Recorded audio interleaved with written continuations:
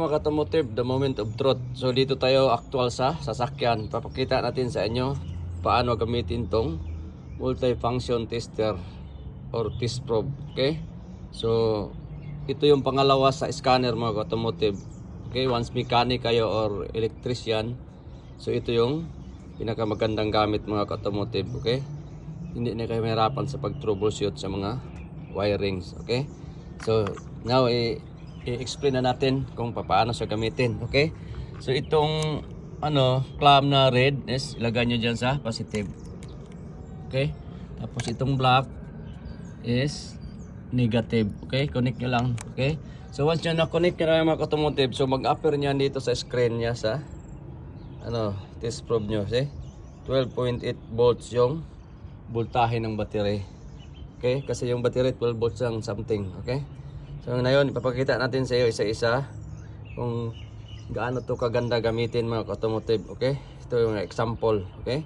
So once nag-troubleshoot tayo ng mga electrical at saka mga parts na i-check natin kung gumagana ba or hindi. So ito yung pinakamagandang gamitin. Instead maglagay kayo ng wire dyan, so ito yung pinakamaganda.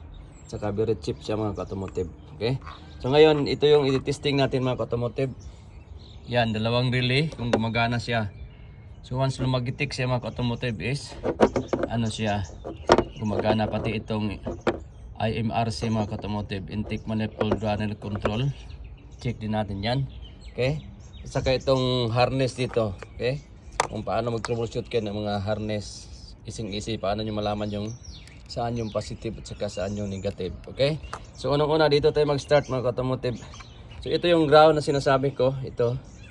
Okay, panoorin nyo lang to kahit mataas ng video natin mga automotive, but very informative to kung paano to gamitin. Okay, so yan, naka-off lang yung engine doon ha, yung switch on, yung sa susian, off lang, connect nyo lang dyan once nag-test kayo. Okay, so dito i-check natin mga automotive. So ito yung nya, diagram ng yan, tingnan nyo lang diagram ng relay.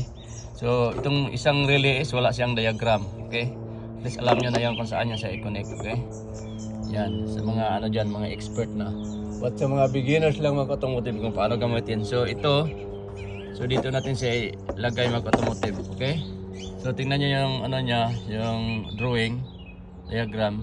So once nag-contact to mga automotive, contact dito, so kukontak nandang sa kabila. So ito yung sa ilalim, unahin natin. Okay, may number yan, 8586. Yan, 8586. So ito yung i-contact natin dyan, yan. Okay, dyan sa terminal. Tapos dito lagyan siya natin ng power, yan.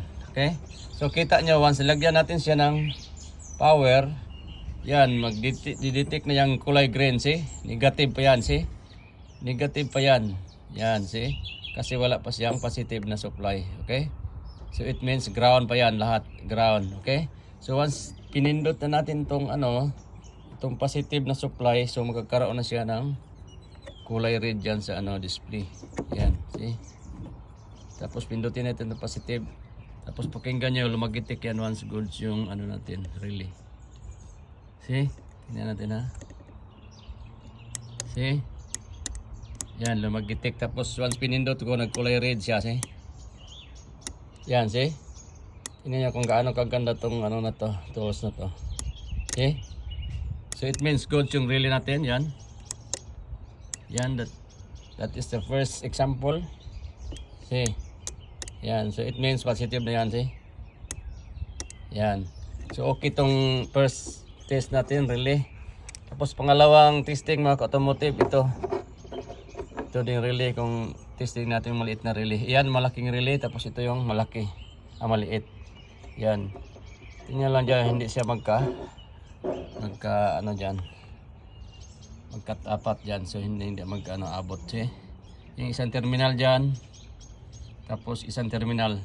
So once connect natin to, same procedure sa isang relay. So i-connect natin tong tapes dyan. Tingnan natin, kulay green siya, see? Ground pa yan lahat, see? Ground. See? Yan. Kulay green, see? So it means negative pa yan. So once pinindot na natin, ligyan natin siya ng supply, so magkakaroon siya ng positive ng supply na 12 volts, see? Pindutin ko. At saka tingnan nyo yung lilipat yung kulay red dyan, see? See? Yan. See? See? See? Saka gumagana siya, lawalang kitik, see? So it means good yung relay natin. Yan, see? Pindutin natin. Pindutin natin sa positive. So nagbigay tayo ng supply dyan para pag-testing. See? Magitik siya. See? So it means good to mga automotive. Good tong dalawang relay. Ganun ang pag-testing ng relay mga automotive gamit tong test probe natin. Tapos ito naman yung IRMC. Sa paggamit ito mga automotive. Yan, ganun din. Lagyan nyo rin ng ano. Yan, connect ko rin dito sa ano niya. Dito sa terminal, okay? So ito pag-check. Easy yan. Ilagay itong ground kasi kakasya to dito sa terminal niya sa ilalim. Although dalawang terminal lang naman to sa ilalim. Yan. See? Yan, nakakonect na sa ilalim. Tapos tusukin na natin dito sa ilalim. See, tinutusok natin. Yan. Tingnan natin na hindi mag-abot doon sa ilalim. Yung isang terminal lang. See? Kakaroon siya ng kulay green. See, kulay green siya. Once lagyan natin siya ng supply, lilipat sa kulay red. Tapos, tingnan natin kung gumagana yon. See? See? 12.7 yung voltahe niya. See? Yan. So, meaning good yung IMRC natin. See? Gumagana siya. See, ganun pag-check mga automotive. Very easy. Okay, so napakagandang ano to, tools para sa mga electrician. Okay? Tapos ito sa wirings ka na naman, pag sa wiring ka, lalaman mo kung saan yung positive, negative. Okay? So dito. So sa wiring naman mga automotive, huwag nyong pindutin to muna, okay? Baka masira yung ano, yung ECU. So huwag nyong anuhin to. Huwag nyong galawin to, okay? So itong once gumagalaw lang tayo dito is magbigay tayo ng supply, okay? So once nag-check kayo sa mga wiring mga automotive dito.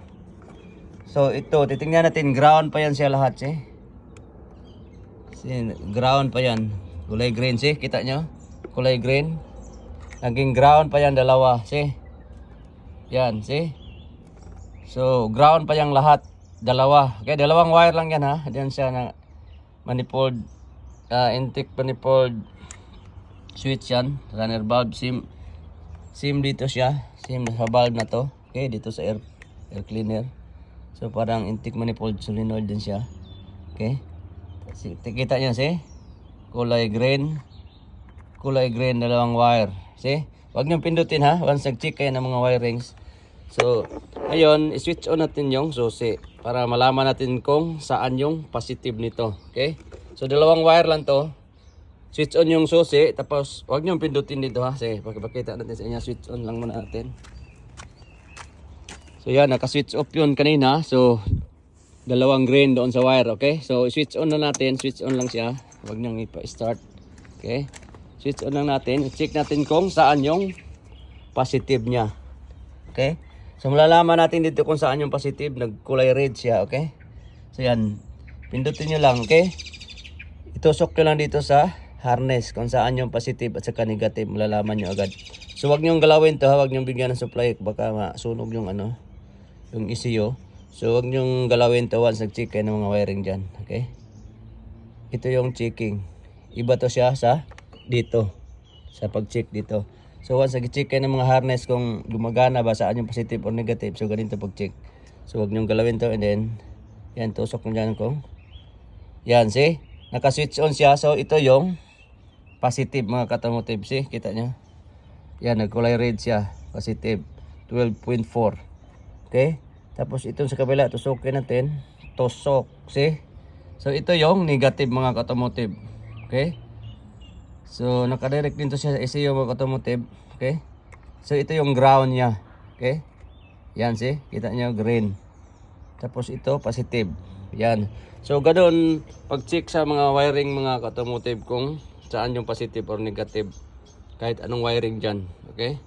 So ganun lang. Easy gamitin ito mga automotive at saka madaling i-troubleshoot siya. So parang tislam na rin siya but ito yung pinaka maganda. So may ilaw dyan sa ano niya, sa dulo para makita mo kung saan mo tusukin. Okay? So yun lang mga automotive, pinapakita natin sa inyo kung paano gamitin tong ano na to, test probe na to, at saka ang kagandahan sa paggamit nito is yung mga troubleshooting, okay, at saka pag-testing ng mga parts. Okay, kahit anong parts yan, pagaganahan nyo, window, mga motor, so pwede nito mga automotive. Okay, so yun lang mga automotive, thanks for watching.